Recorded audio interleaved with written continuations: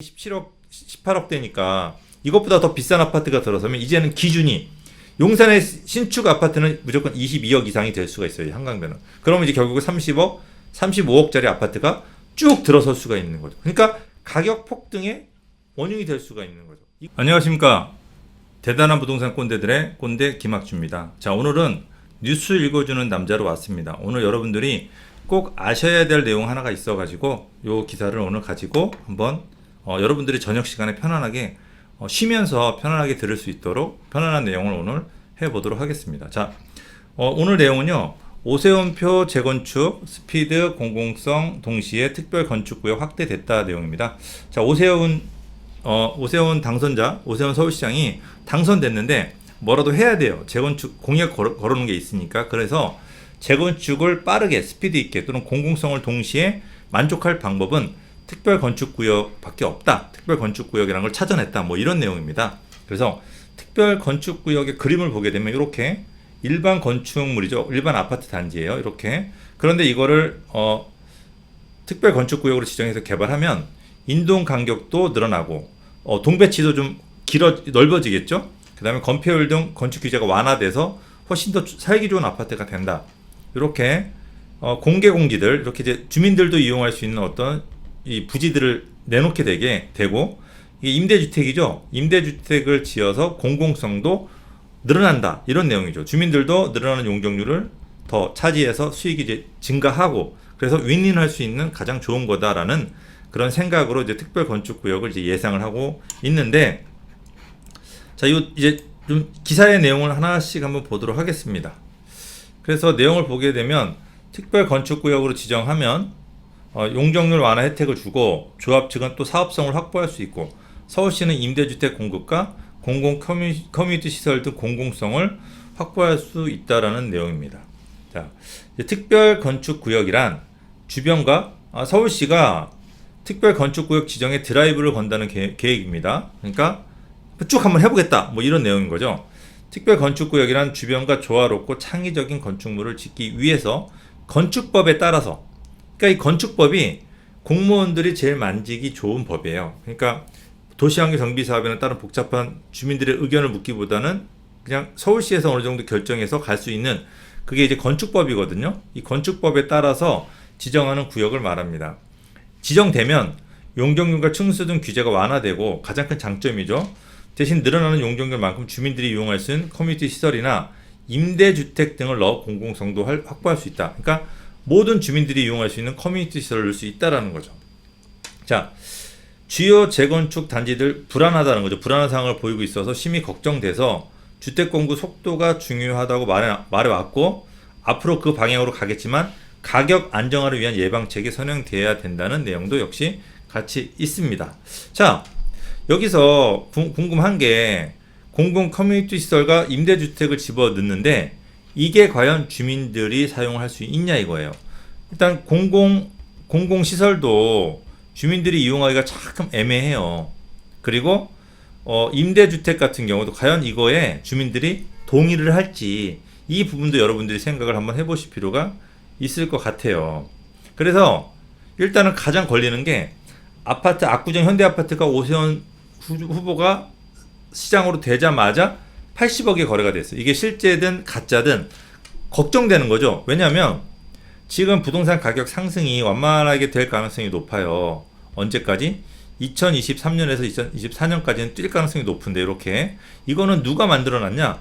정부가 만들어놨어요. 정부가 부동산 규제를 너무 많이 하고 양도소득세라든지 임대사업자 어떤 혜택을 줄이면서 부동산이 결국 똘똘한 채로 들어올 수 없게끔 그리고 공급을 안 하다 보니까 부동산의 희소성 때문에 부가가치가 올라가게끔 만들어놨는데 이게 잘못해서 오세훈 서울시장이 이 특별 건축구역으로 재건축을 만약에 풀어주게 된다면 풀어주는 시그널을 주게 된다면 이게 잘못하면 폭등을 할 수가 있어요. 그러면 자 상승은 어쩔 수 없지만 정부의 탓으로 돌릴 수 있지만 폭등하게 되면 이거 전체를 오세훈 서울시장이 뒤집어 쓸 수가 있어요. 그러면 선거 때 어떻게 하겠어요? 우리는 가격을 이렇게 가격이 안정화되는 시점이었는데 왜? 지금 비수기니까 비수기에는 사람들이 거래가 좀 뜸하잖아요. 전세도 그렇고. 근데 당신이 건드려서 폭등을 시켰다. 온팡 뒤집어 쓸 수 있는 거죠. 이 부분이 있다라는 사실을 조금 기억을 하셔야 될 필요가 있어요. 그래서 지금 특별 건축 구역이 당연히 모든 재건축 단지들이 주목을 하죠. 그래서 무작정 풀어주게 되면은 재건축을 무작정 풀어주게 되면 가격이 폭등하는데, 특별 건축 구역을 지정하면 강남 대단지에 임대주택을 확보할 수 있을 뿐 아니라 공원, 도로 등을 이익을 공공이 함께 누린다고 하는 건데, 자, 이렇게 특별 건축 구역을 이렇게 지정을 하잖아요. 이렇게 지정해서 아파트를 지어요. 근데 여기다 이렇게 임대주택을 이렇게 짓겠다고 하는 건데, 우리가 재건축 초과이익 환수라는 게 있죠. 이 재건축 초과이익 환수라는 게 있을 때 이게 큰 의미가 있을 거냐 이거예요. 이렇게 늘어나는 용적률, 임대주택 진 것만큼 이렇게 더 질 수 있죠. 더 질 수 있는데 요만큼의 이익을 재건축 초과이익 환수가 가져가요. 그러면 요거를 더 이익을 얻기 위해서 임대주택을 지어가면서 굳이 할 필요가 있냐라는 부분이 숙제가 되는 거예요. 그러니까 이 임대주택이 좋으냐 나쁘냐 논란의 여지가 있지만, 일단은 강남의 재건축분들은 그렇게 선호하진 않아요. 임대가 없이 큰 집을 많이 짓기를 원해요. 그래야 집값이 가장 비싼 아파트, 랜드마크가 되니까. 그러니까 실제로 잘못하면 공급은 되지 않는 상황에서 잘못하면 가격만 상승이 아닌 폭등을 시킬 수도 있어요. 그러니까 이 부분이 과연 실현성이 있느냐라는 부분들을 좀 계속 좀 고민을 많이 하실 필요가 있어요. 일반 재건축 사업에는 임대주택 비율이 없어요. 임대주택 비율은 재개발에만 있어요. 재개발에만. 임대주택이.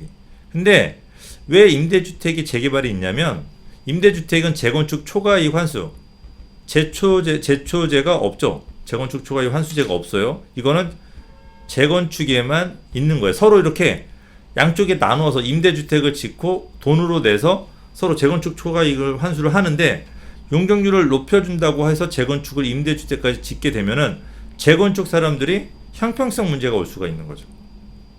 그죠? 형평성 문제. 그리고 재개발 사람들은 당연히 임대주택을 넣었으니까 우리도 특별 건축 구역으로 지정해줘. 더 많이 지을 수 있게끔 해줘라고 또 이런 부분도 생길 수가 있고요. 그러니까 잘못하면 불씨를 던질 수도 있다라는 걸 좀 기억을 할 필요가 있습니다. 그래서 재건축 사업지의 계획 단계 공공성을 확보한다예요. 확보하는데, 자, 특별 건축 구역으로 지정된 용산구 산호 아파트 재건축 사업지는 용적률 완화 혜택을 받고 35층 규모로 아파트를 지을 수 있어요. 용산의 산호 아파트. 이걸 했기 때문에 아마 이 얘기가 나온 것 같고, 전체의 647에서 73가구 한 12% 정도 되나요? 이 정도가 임대주택으로 이제 공급이 된 거죠. 그런데 압구정 현대에 12% 임대주택을 넣어라. 여의도에 12% 임대주택을 넣어라. 이게 과연 쉬운 내용일까 싶은 의문은 좀 들어요. 그리고 반포의 아크로 리버파크 역시 여기가 평당 1억 찍은 데죠. 제일 먼저 한강변에 있는 아크로 리버파크 역시 특별 건축구역으로 지정돼서 혜택을 받아서 스포츠 시설과 문화시설, 커뮤니티 시설을 공공에 제공을 했는데, 이거를 공공들이 제대로 이용하냐 이거예요. 저도 요 집이 요 근처여서 한강변을 갈 때 아크로 리버파크를 지나가요. 근데 실제로 그 안에 들어가서 그쪽에서 만들어 놓은 놀이터 이용하기가 왠지 눈치가 보여요. 이 안에 들어가기도 우리 아파트가 아니니까. 왜? 저는 우리 아파트가 훨씬 더 조경시설이 잘 돼 있거든요. 그러니까 굳이 여기 들어갈 필요가 있냐? 눈치 보면서 안 가게 되는 거죠. 그러니까 주민들이 실제로 이용하진 않고 결국 이 아파트의 가치만 올라가는, 용적률만 층수만 완화되는 이런 부분들이 있기 때문에 이거에 대한 실효성 부분도 분명히 있다라는 거죠. 그리고 특별 건축 구역이라고 하는 게 이게 제 지도를 보면서 한번 설명할게요. 자, 이 산호 아파트 위치를 보게 되면 용산에서도 한강변에 위치하고 있어요. 이렇게 한강변에 이렇게 여러분들 보시게 되면 여기 이제 산호 아파트인데, 이렇게 이 산호 아파트가 특별 건축 구역으로 지정이 돼서 정말 쾌적하게 아파트가 이렇게 들어서면 이 아파트의 가격은 주변 아파트 가격보다 훨씬 더 비싸요. 그러니까 주변 아파트 가격이 신축이 한 17억 정도대를 하죠. 저쪽에. 그런데 이 아파트는 기본적으로 22억대 이상은 아마 하게 될 거예요. 왜? 국제 업무지구란 호재도 있고, 그리고 한강변을 조망을 다 바라볼 수 있고, 그러니까 22억 이상의 호재가 되니까 이제부터 용산의 아파트는, 이 아파트가 위치가 지하철역이 별로 없거든요. 위치가 아주 좋다고 할 수는 없어요. 지하철역도 멀고, 여기서 마포역 가기도 되게 애매하고, 갈 수는 없죠. 거의 걸어서는. 용산역 가기도 너무 멀어요.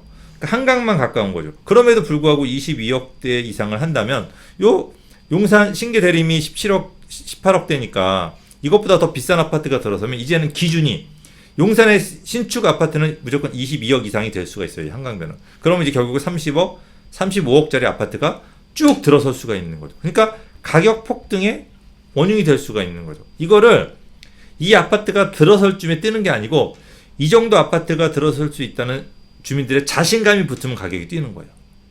자신감이 붙으면. 그러니까 이 부분 한강의 아파트를 끌어올릴 수 있다라는 부분들을 되게 조심하셔야 돼요. 이게 산호 아파트가 한강변에 있으니까 특별 이 건축구역이잖아요. 이런 공원에 붙은 자리들은 특히 남영동 쪽 이쪽은 특별 계획구역으로 많이 잡혀 있어요. 특별 계획구역으로. 특별 계획구역은 특별 건축구역보다 조금 더 큰 범위예요. 크게 개발을 더 하겠다. 그러니까 특별이라고 말이 붙는 거는 확실히 위치가 특별한 자리에 이렇게 위치하고 있는 거예요. 그러니까 특별한 자리에 위치한다라고 하는 거는 더 비싼 아파트를 지을 수 있다고 하는 거고, 이 비싼 아파트가 뭐 30억짜리가 들어서면 주변에 20억짜리 아파트를 끌어올려 버리니까 결국은 집값을 상승시키는 주범이 될 수가 있다라는 부분이 있으니까 무조건적으로 특별 건축구역을 지정하는 거는 그렇게까지 무조건적으로 해야 될 필요가 있다라고 하는 건 아닌 거죠. 이렇게 이제 리버파크를 이렇게 지었는데 이 도로를 따라서 한강변을 가게끔 만들긴 했어요. 해서 도로를 내놓은 거죠. 그리고 뭐 놀이터도 이렇게 지어줬지만 실제로 이런 놀이터를 이용하는 사람들은 거의 없어요. 주민들이 이용하고, 그 다음에 여기를 따라서 한강변을 가는 쪽 같은 경우도 여기를 가면서 어떤 공공 커뮤니티 시설을 저도 본 적이 한 번도 없어요. 그러니까 이런 부분들이 실제로 특별 건축구역을 한다고 해도 주민들한테 크게 임대주택 외에는 혜택이 들어갈 필요도 없는데, 임대주택조차도 아크로 리버파크에서 여기다 임대주택을 짓는다면 누가 좋아했을까요? 어쩌면 안 됐을 수도 있다는 얘기죠. 그러니까 이게 서로 간에 상호 간의 이익 부분을 조금 더 신경을 쓰면서 아마 조금 더 해야 될 거예요. 그래서 지금 뭐 뉴스에는, 기사에는 아크로 리버파크도 굉장히 좋았다, 주민들한테 굉장히 내놔서 되게 좋았다고 하지만 실제로 그렇게까지 전 모르겠어요. 왜냐면 전 주민인데도 모르겠어요. 그리고 특별 건축구역 지정은 재건축 개발 이익을 시민들한테 돌릴 수 있다. 왜? 임대주택에 의해서. 근데 그러니까 이 부분이 과연 큰 긍정적인 부분인지는 너무 이 기사만 보고는 긍정적으로 생각하실 필요는 없을 것 같다라고 하는 거. 이 부분이 중요하기 때문에 제가 오늘 이 기사를 가지고 오늘 해석을 해드렸습니다. 자, 여기서 제가 물러가고, 저희가 이런 정책적인 부분들에 있어서 굉장히 오락가락해요. 그래서 우리 시청자분들이 정책에 따라서 부동산을 사고 팔고 또는 부동산에 대한 결정을 한다면 여러분들이 손해는 여러분들이 떠안을 수가 있어요. 정책은 크게 믿을 게 안 될 것 같아요. 왜? 지금 정부에서 또 보유세나 양도세 카드 완화시켜주고 있잖아요. 그런데 이분들이 3년 전만 하더라도 집 떨어뜨릴 테니까 사지 말라고 했단 말이에요. 그 얘기 듣고 안 산 사람들은 어때요? 지금 집값이 6, 7억이 뛰었죠? 그러면 안 산 사람들, 정부의 말을 듣고 안 산 사람들은 지금 마이너스 6, 7억이 난 거예요. 그러니까 많은 분들이 이 6, 7억을 떨어지기를 기다리는데, 제가 판단할 때는 지금 정책이 계속 유지가 돼서는 떨어질 수가 없이 계속 올라갈 거예요. 그러니까 모든 선택은 여러분들 스스로가 보고 듣고 느껴서 결정을 하셔야 돼요. 정부 말을 들으면 안 되고, 그러니까 그러려면 저희 꼰대들이 여러분들한테 지속적으로 그런 정책의 방향성을 알려드리니까 저희 방송을 보시고 여러분들이 단순하게 구독만 하시면 안 돼요. 구독과 알람을 같이 하셔가지고 모든 정보를 빨리 접하셔서 빨리 움직인다고 한다면 여러분들이 이 6, 7억 손해봤던 부분을 빨리 만회할 수가 있습니다. 그러니까 구독은 필수고 알람은 선택인데 알람까지 하시는 게 가장 좋습니다. 자, 저는 여기서 물러가도록 하겠습니다.